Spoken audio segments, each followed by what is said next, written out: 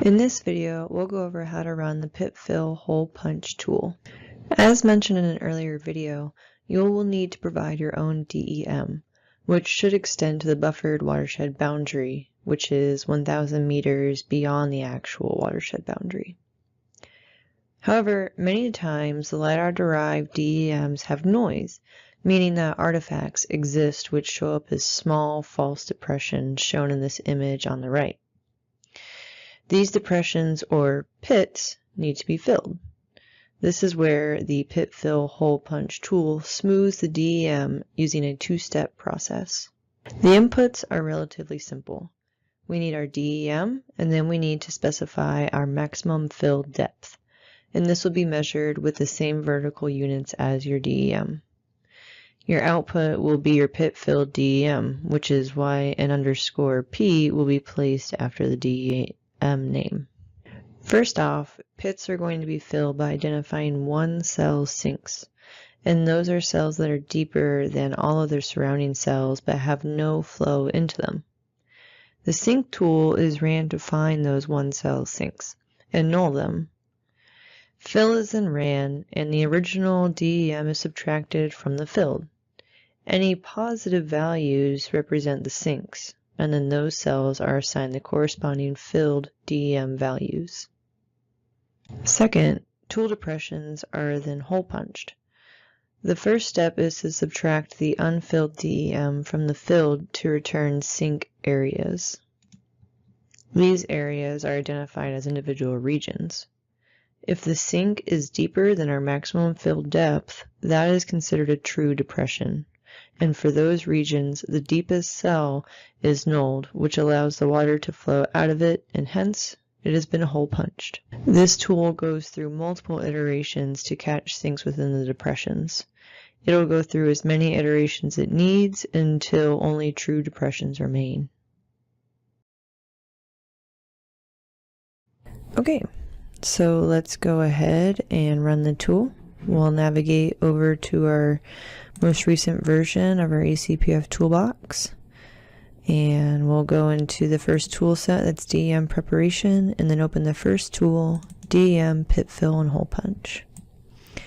I want to take a moment to point out that each of these tools have a tool help with them. If you hit this show help, each ACPF tool will have a broad overview on how it works and what its purpose is. And then as you click on the individual inputs or outputs, there is a brief description going over them, and also if they can have variable inputs, it'll explain why that matters. Alright, so as you can see in the background here, we have our watershed boundary in yellow. We have the buffered boundary that's extending 1,000 meters beyond this boundary, shown in red, and then our DEM that has not been pit filled or hole punched is sitting there behind it. So we'll go and get our tool, and the only input is our DEM. So we'll come and drag this in there, and we can see the output's been automatically populated, and it is naming it with this _P after the base name. This _P stands for pit filled. And then our second required input is the maximum fill depth, which will be in the same Z units as your DEM. We suggest choosing a maximum fill depth that is comparable to the vertical accuracy of your DEM. This often ranges from 0.1 to 0.3 meters. The metadata associated with your DEM should have information about the vertical accuracy of the data. My DEM is in centimeters, and so my max fill depth is going to be 30 centimeters. Our output will be this pit filled hole punch DEM, and it is going to iterate through that pit fill hole punch process until any depressions that are less than this 30 centimeters depth have been filled. So okay, let's hit OK. I just want to point out that this tool is going to take quite a while to run. So don't worry if it is taking a while, but because of that, When it finishes, you're just going to have your pit fill and hole punch DEM. You may not see many differences, but I'm going to show you an example next up that shows you how much difference this process can actually make.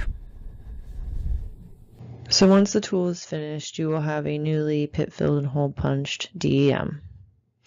Now we have a much smoother DEM. Shown in the images below, you can see that many artifacts have been removed in this process.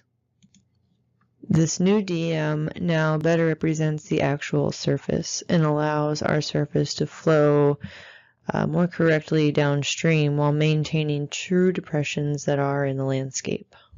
Here's a brief recap on how to run the pit fill hole punch tool.